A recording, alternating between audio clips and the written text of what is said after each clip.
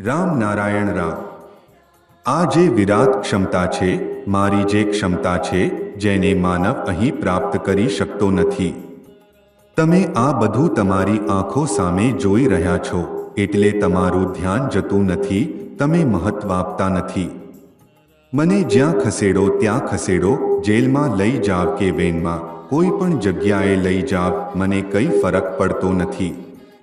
માતાના ગર્ભમાંથી જ શીખીને આવનારા ભગવાન આ દુનિયા માટે અત્યંત દુર્લભ છે। અલ્પ પ્રયાસથી પણ હું આ 60 વર્ષની ઉંમરે વિરાટ મહેલ બનાવી શકું છું, ઘણું બધું કરી શકું છું। પણ જો આજે હું એવું કંઈક કરું તો આવતીકાલે તમે જ કહી બેસો કે ઠાકુરે આવું શા માટે કર્યું। કોઈ પણ પરિસ્થિતિમાં આ 60 વર્ષની ઉંમરે થતો થોડી સુખસગવડ માટે હું વિરાટની શાશ્વત મહાશાંતિનો આનંદ ગુમાવવા તૈયાર નથી। તેના બદલે આ 60 વર્ષમાં 1000 વર્ષના દુઃખદ રસપટો પૂર્ણ થઈ જાય એ વધારે સારું છે।